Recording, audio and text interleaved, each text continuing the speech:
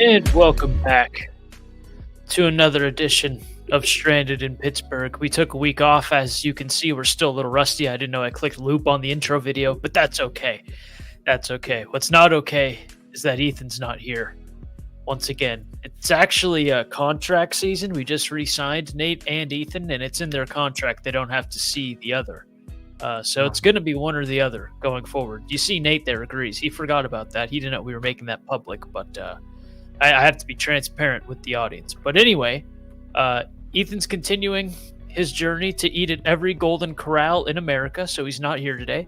But Nate is. And Nate, thanks for being here because you're a busy man right now. yeah, appreciate it. I forgot that about those minute details in the contract that I'm not allowed to be with Mhm. Ethan. We were talking about it and then we forgot. Yeah, I forgot we actually made it happen, but we have to take care of our own here. So, we just got to do what you got to do. But anyway, thought Nate was going to make another wisecrack at Ethan's expense there, so I took confident to take a drink. But he doesn't want those lawyers to get involved again, so he's going to abstain, I guess. My But apologies. My apologies. no, you're good. You're good. We gotta get dust off. The workday just ended. We usually never record this early in the day. But anyway, thanks for joining Stranded in Pittsburgh. Hopefully you haven't clicked off yet. I promise we're professionals. But a lot of fun things to talk about. We're gonna talk about the Penguins, some injury news, how they've been faring recently. Pitt's got a big game tonight against Clemson, or if you're listening, Pitt had a big game last night against Clemson. And then we're going to talk about the Pirates, a little spring training talk so far, and then some Steelers cuts. Most of that's old news by now, as I was just telling Nate before we hopped on, but something we really haven't touched on yet. So might as well throw our 2 cents into the ring here. But anyway, we'll begin on the ice with the Pittsburgh Penguins points in 3 straight games. Winners of back-to-back games. That has come at a cost, though. We just found out a couple hours ago Bryan Rust is out indefinitely. He did not travel for this little West Coast swing they have coming up. Gensel is also out for the time being. We haven't really touched on that yet. But with your second and fifth leading point getters out during a very crucial stretch of the season, as they're trying to make up some ground in this wild card chase here. Obviously, not like those are injuries are ever ideal, but this was a really inopportune time for them to happen. But Nate, a lot's going on with the Penguins. How do you kind of break all of this down? Jump in wherever you feel fit. Well, first things first, I think the one big takeaway, at least of the last 3 games while I was looking at it, the Penguins offense has started to come alive a little bit. The power play is starting to score a little bit more than it has obviously all season long, which has been a huge downfall to this team and why they're probably sitting at where they're at in the standings. 7 points out of the last spot in the Metro with the Flyers sitting there with 67 points, but 4 goals against the Islanders in a game that you do get a point. They were down, they were able to fight back, and then they just couldn't find the answer in the overtime. But a good performance against the Canadians, a team you should be beating, and then the Flyers. I mean, what a roller coaster of a game that was. I mean, every time, I tuned in, and then every time, like, I stepped away, the Flyers had tied it. Penguins had multiple 2 goals leads. Flyers come back in, but Sidney Crosby, Bryan Rust, Malkin had a nice play to Drew O'Connor for a goal. Letang sort of scores that go-ahead goal late in the game, and they were able to fight off the Flyers. I mean, that was a crazy game. That was kind of your old school Pens Flyers that we used to see in like 2013, and something that surprisingly this rivalry has sort of slowed down a bit, and now it feels like it's picking back up steam because the Flyers are good. The Penguins are kind of going the opposite way now, where the Flyers have a ton of young talent. Pens are winding down with Crosby and Malkin, but Jansen Harkins joining the party with a big hit on Jamie Drysdale, who just joined the rivalry. So the Penguins are scoring, which is good, but also that has come at a cost of their defensive play hasn't been as great either. They let up a shorthanded goal, which, I mean, I feel like that happens way too often where teams are getting extra chances on their shorthanded penalty kills. Like that just shouldn't be happening, especially with the Penguins talent out there. But again, that's been a detriment to this team all year long. But obviously that's huge that they've got points in their last 3 games going into this massive, mega West Coast Canadian road swing before the trade deadline, because we keep talking about it every single week. there's these stretches and stretches that Kyle Dubas wants to look at his team.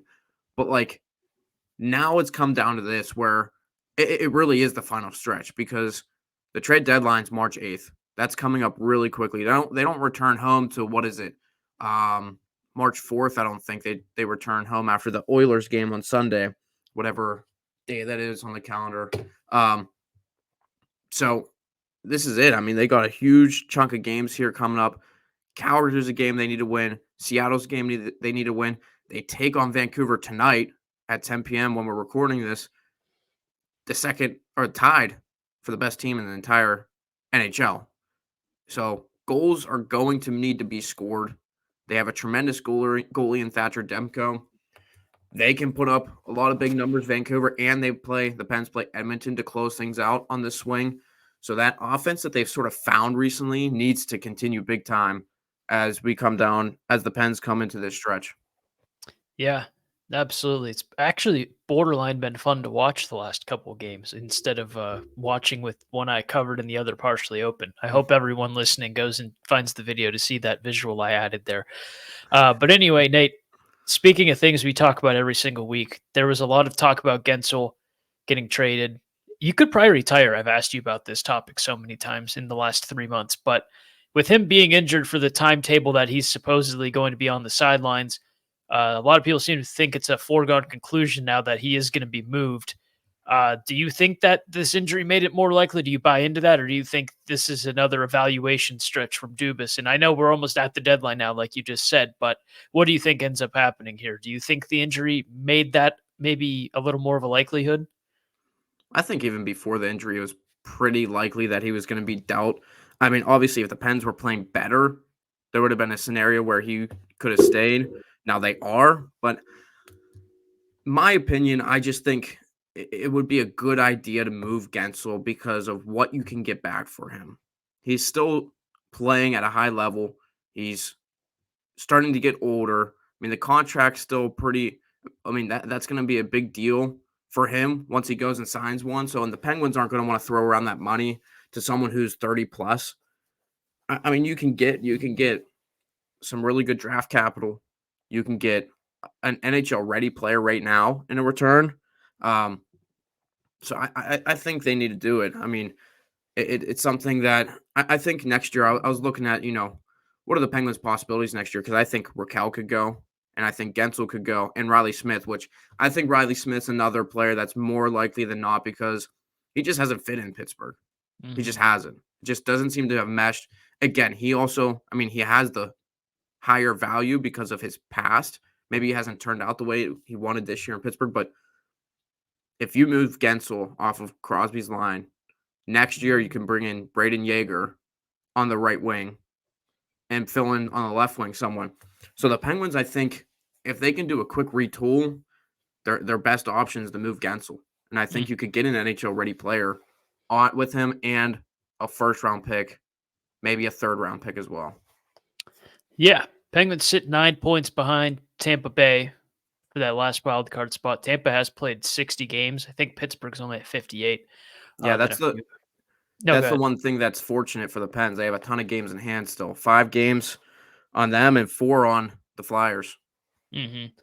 Yeah, and that's going to help when these points really matter towards the end of the season here. Uh, Again, I don't like to be a doomsday guy, but how close is this season to being okay, let's see what we do in the offseason and make a quick little retool instead of making this a year where they can compete as well, do you think? Well, I think this is a great stretch that they're going into. You got 4 games, and if you go 2-2, you're still sort of scratching your head and you don't know where you're really at. But I think if they go 1-3, it's kind of like you're starting to really get on the wrong side of things, and people already just think it's too hard for the Penguins to claw back. I know Sidney Crosby doesn't think so. He's ready to put this team on his back, which he's done all season long. Hmm. But I mean, this stretch they go 1-3. I think you're looking at all right. We're definitely gonna sell absolutely a lot of our assets. Again, we didn't talk about someone like Lars Eller, some defensemen, um, goaltending are out. The both goalies are on the block, I believe. So you never know what one of those two might go because you got a team in like Edmonton that the Penn's seen a few days who they could use a goaltender. And both Nedeljkovic and Jari have played really well this year, despite what their record says. So Hmm. yeah, it's an important swing of games. 4 games set away from home over on the west side of the United States and Canada, and they go 1-3. I think you're really starting to look at, all right, it's time. It's time to sell some pieces and retool for next year. Do you think that anyone? I know you said Jari's doing fairly well this year, but with the contract being signed over the summer, do you think a team's willing to take that hit still financially? Well, I mean, the Penguins could retain some Yeah. salary, obviously for a handful of players. I mean, it'd be nice if they wouldn't, but I think Jari, the way he's played this year, his value has gone up, so that contract's looking a little bit better for teams Hmm. potentially. And there's a lot of teams that are in the race right now, potential, second round teams, cup contenders that surprisingly don't have really a clear cut number one. I mean, Toronto's always been struggling with goaltenders. Edmonton's another team that's struggled with goaltenders. Vegas could maybe use a goaltender. Like, so there's a lot of teams that really probably could use Jari, even if he's not going to start. I mean, that's where the contract comes in. If he's not going to be their number one starter, okay, maybe the Pens have to retain. But Hmm. if there's a team looking for a number one, I mean, they're going to probably take all that, or the Pens can get less in return in order for them, whether that's just like a third round pick or whatever it may be, 2 picks to let them take the entire contract. Nate Breisinger carrying Penguins talk on his back once again. Round of applause to that guy. We'll move on to something that maybe I can contribute a little more to. And that's the Pittsburgh Pirates. I almost, honest to God, said Penguins. But while we're on that thought, Penguin Talk, as always, brought to you by Pure Hockey. Hockey apparel, hockey gear, whatever you need in hockey land, Pure Hockey's got it. Hit that link in the bio for more. Pure Hockey, thanks for being part of the show. We move on now to the Pirates for sure this time. Game yesterday, game today. Liked some of the things I saw, didn't like some of the others. Things I did like, Termar Johnson hitting 2 home runs yesterday.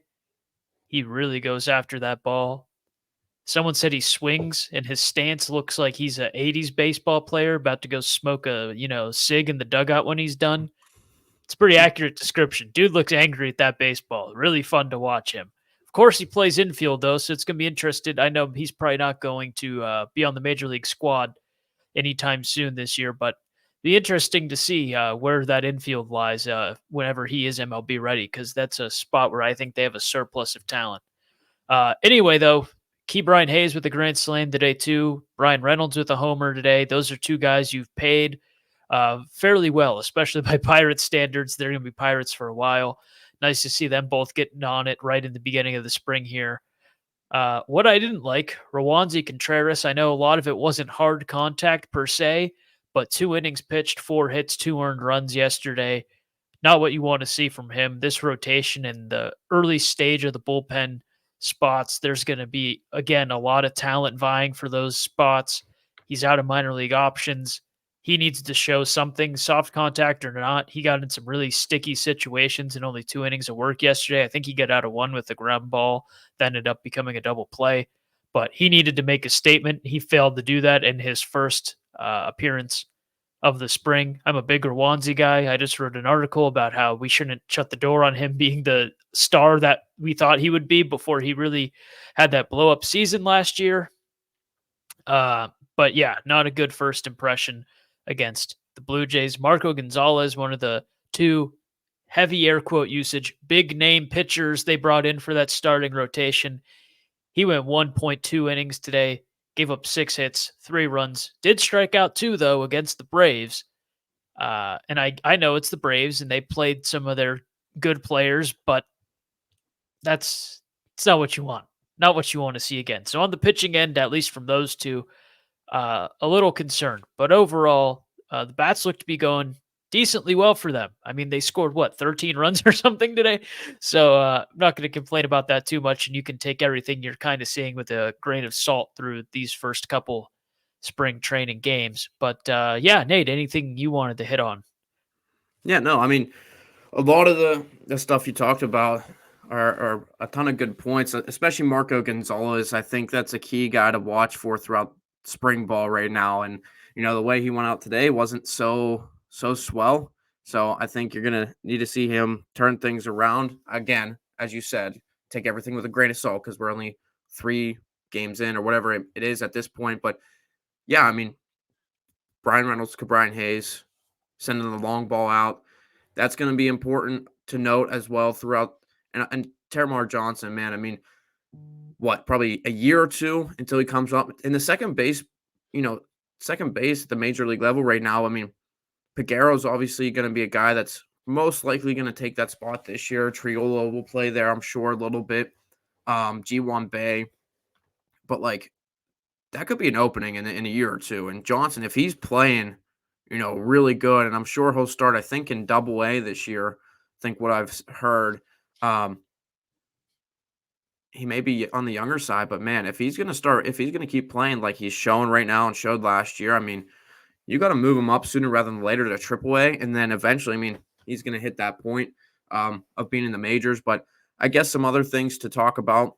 I don't know if you were gonna mention, obviously, the Mitch Keller signings, Mhm. huge deal to get done for the Pirates. Um, Locking up your number one.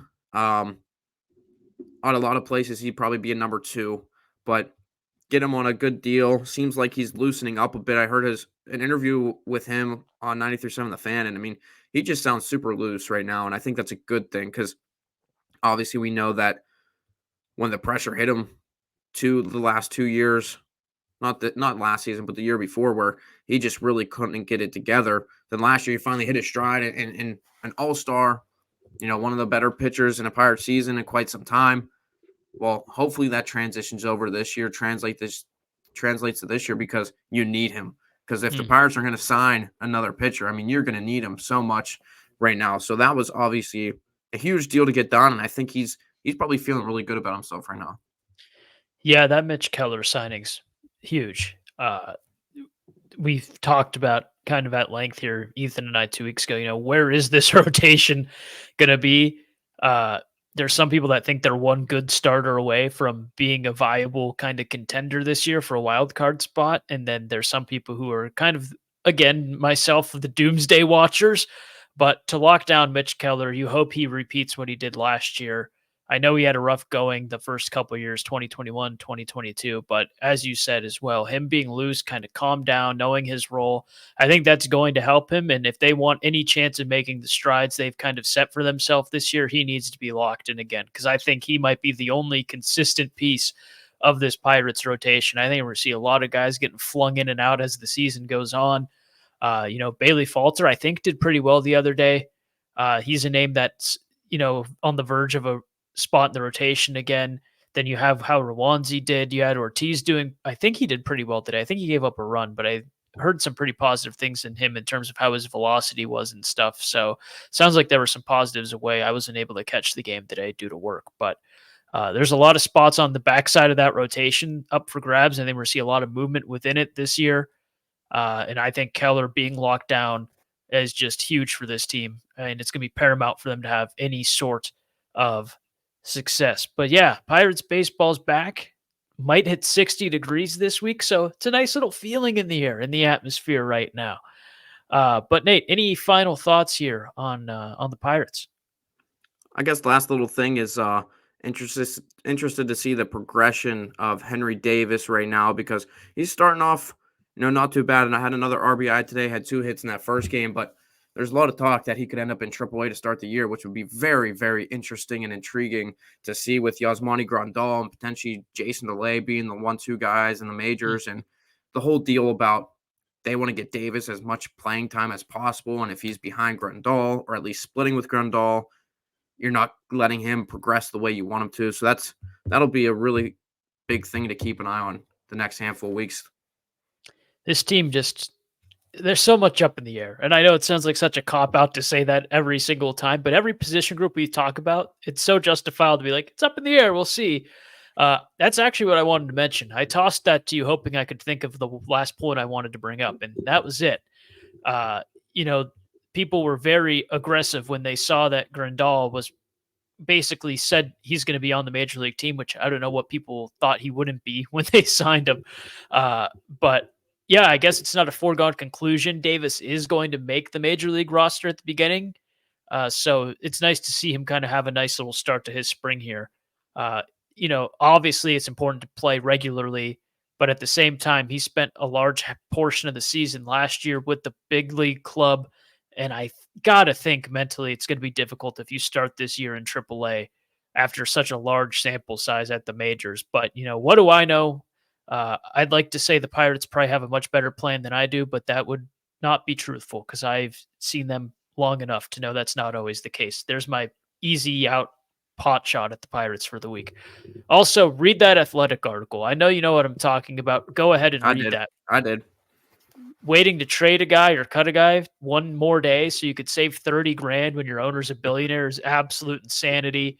Also, you have two brain cells if you think Bob Nutting re-signed Keller the next day in response to that. We made a joke about it in our social. That didn't happen. You can make fun of the Pirates as much as one, and it's deserved, but we know that's not how that worked. Come on now. Come on now. Anyway, we're moving to the college realm of things. Pitt basketball's got a big game tonight against Clemson. They're a bubble team right now. They're fluctuating. Had a really, really, really ugly loss to Wake Forest, over 30 points last week. And of course, it came right as there's a lot of uproar on social media over how is Pitt not projected to be one of the last teams in right now. They're doing everything right. And then, of course, as eyes get on them, just a horrendous loss to Wake Forest. But they've won 6 of their last 7 in conference play after, that non-conference slate of their schedule got everyone really excited. Then they lost 4 of their first 5 conference games, and everyone said, "Oh dear God!" And now they've seemed to respond quite well. But Nate, you're kind of a college basketball guy here now in the Pittsburgh region, covering RMU. Have to have your ear to the ground on all things Pitt and Duquesne as well with your role. So why don't you tell me what you think the importance of tonight's game is?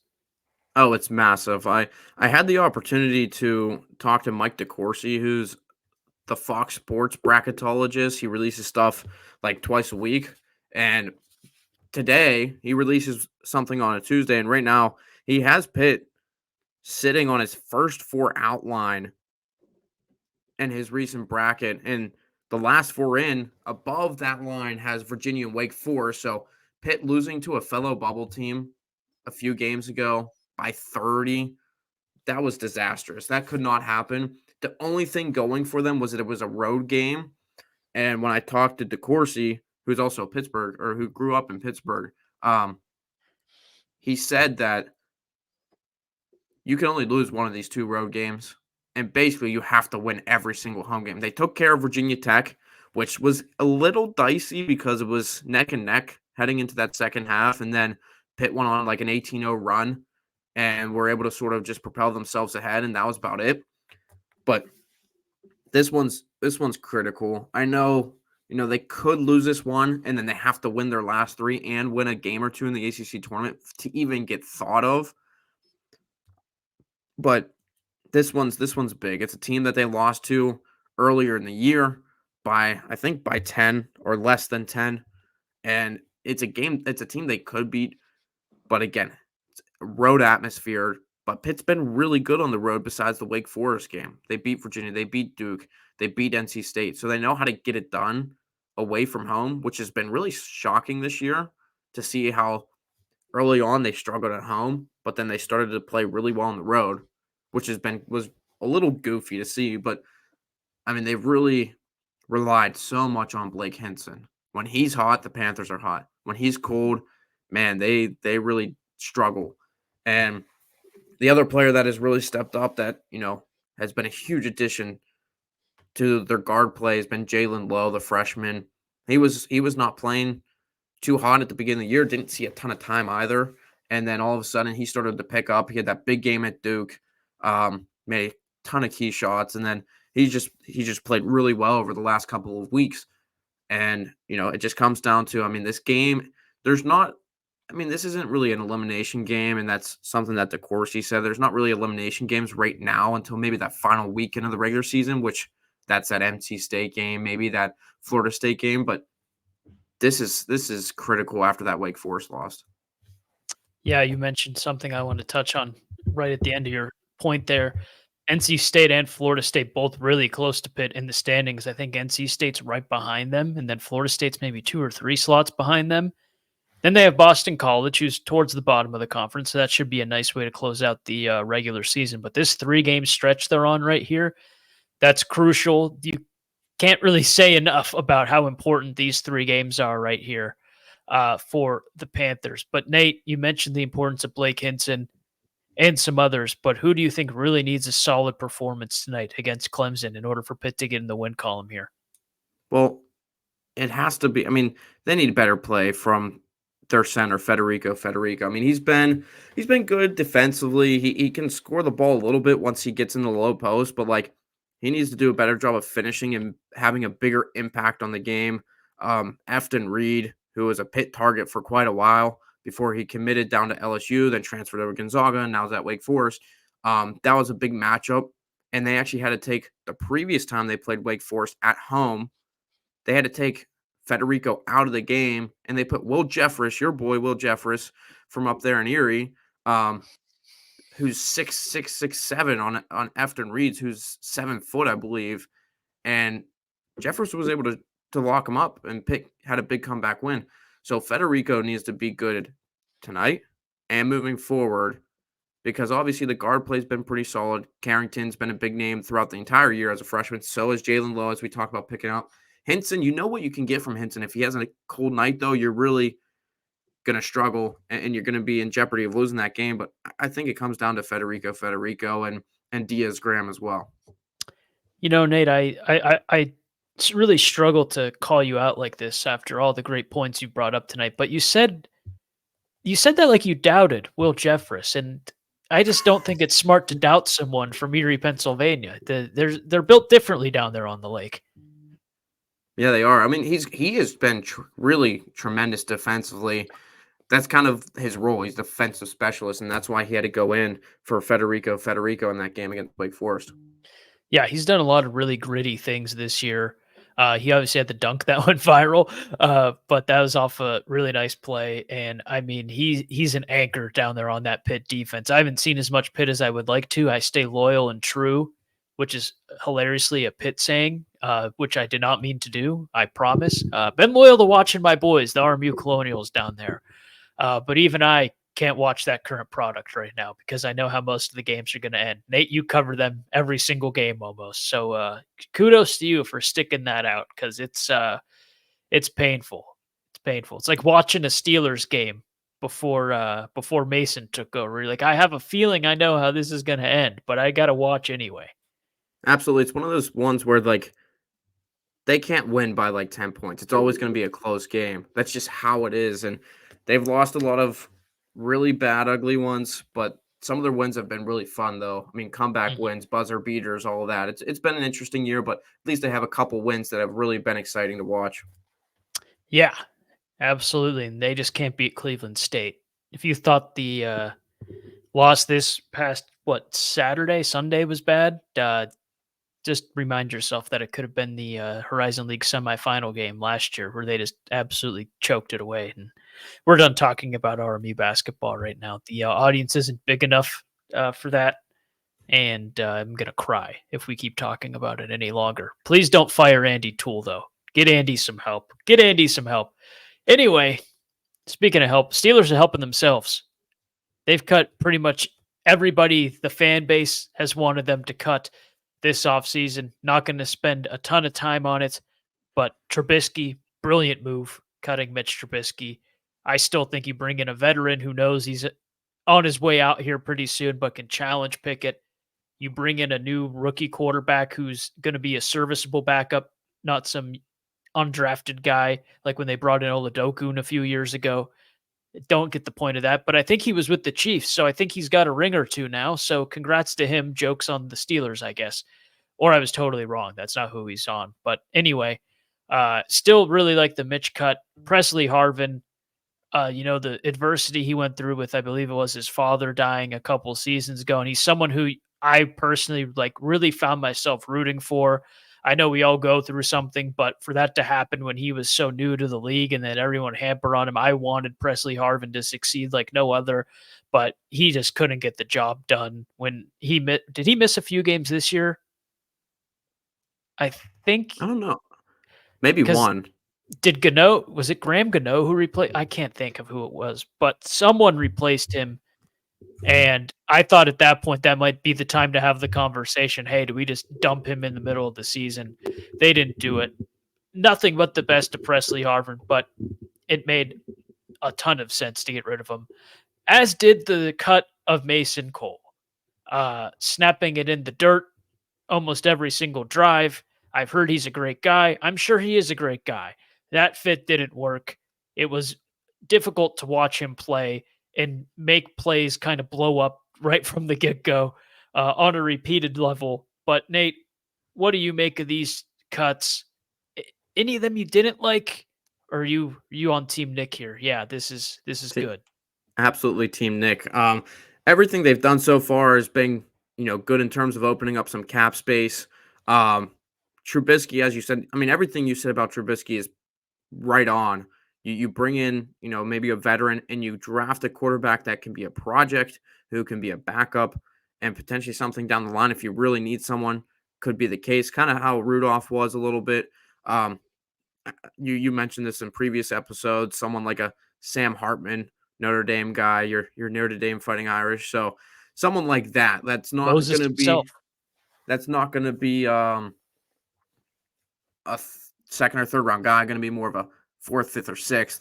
But the Mason Cole ones, I think, took everyone really by storm. A guy that they thought that a lot of people thought that they could keep and use as primarily as a backup or, interchangeable with someone else if they draft or bring someone in. But now that opens up kind of the, all right, Steelers are going for a center now, probably in the draft. And the two guys that everyone is so heavy on, Zach Frazier out of WVU, who's, you know, throughout the entire college season was really, everyone loved him and knew he was going to be a potentially first 3-round pick in this upcoming draft. And then the guy, Jackson Powers Johnson out of Oregon's the other guy that if the Steelers, if he's still there in the first round, maybe they go after, but probably in the first 2 to 3 rounds, the Steelers are taking a center now, and they've made that pretty clear with getting rid of Mason Cole.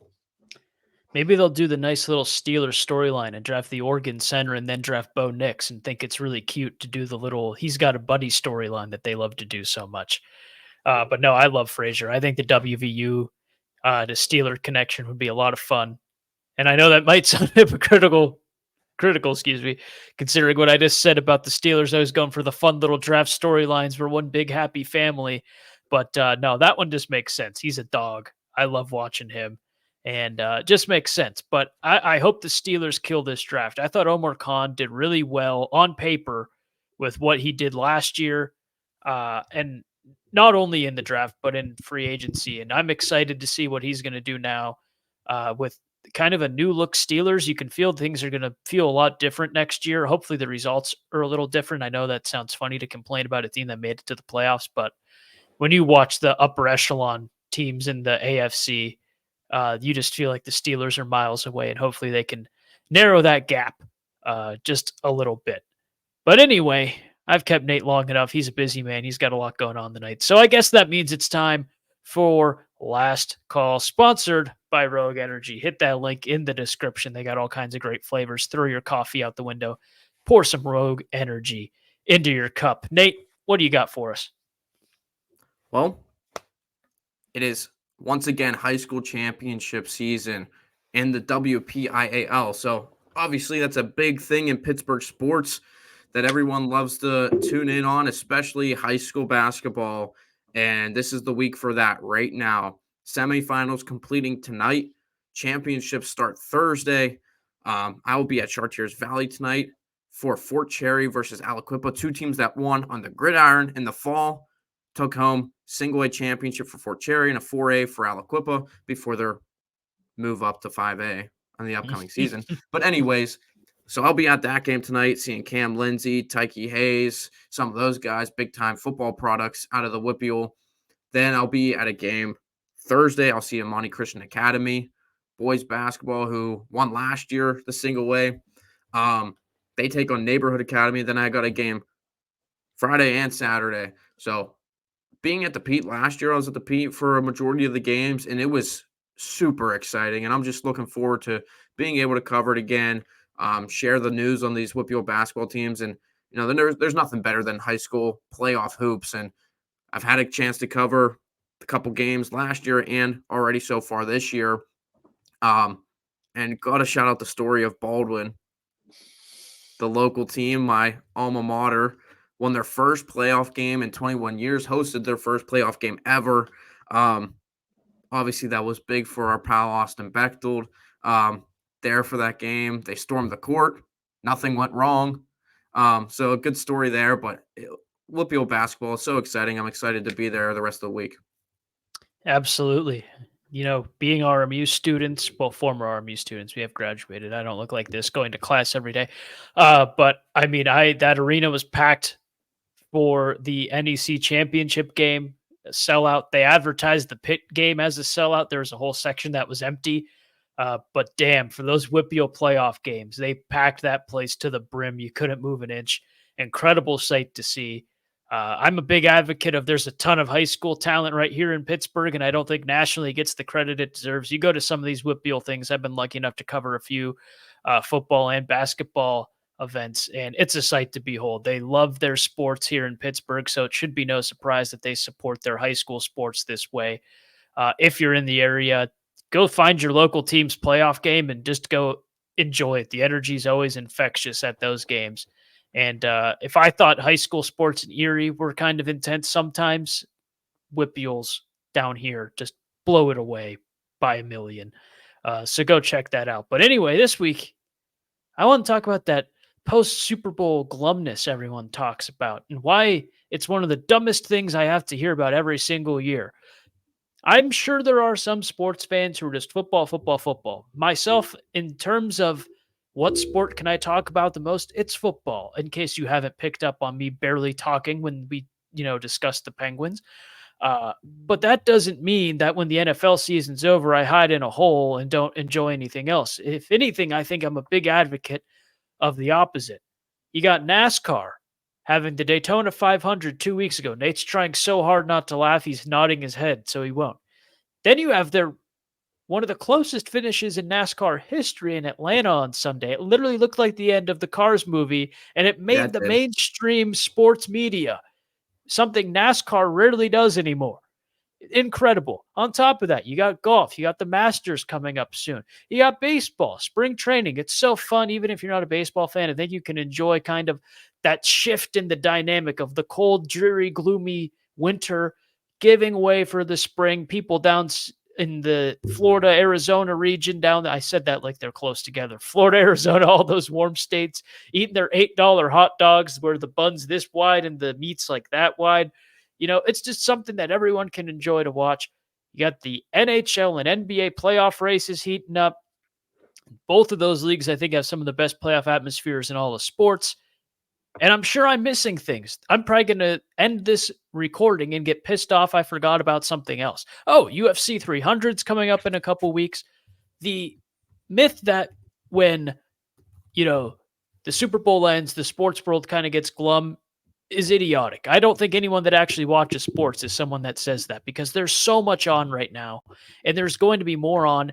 Not more on. I'm a moron, but there's going to be more on TV sports wise than you can possibly digest. I didn't even include March Madness in my upcoming events thing. That's how much my mind is bouncing around different sporting events that I'm excited for. But anyway, you're going to find your thing. And if you are one of those people who only watches football, why? You're cheating yourself out of some of the most electric moments a sports fan can witness, whether in person or on the television. So get your ass up, hit up ESPN Plus. Nate sent March Madness in our private chat, but little did he know I didn't even open that message before I brought it up. I did that on my own accord. So shout out to me. But anyway, I'm done ranting and rambling. This has been Stranded in Pittsburgh. Nate, I need you to say one more thing before we go I just ranted into your ear a little too much there. Go ahead, say something else. Glad that you brought up March Madness without me having to say anything. That's also heating up. It's gonna be a heck of a lot of fun as we enter the stretch here. A little spotty hearing, Nate, but you heard him for the important part. This has been Stranded in Pittsburgh. We appreciate you, and we will talk to you next week.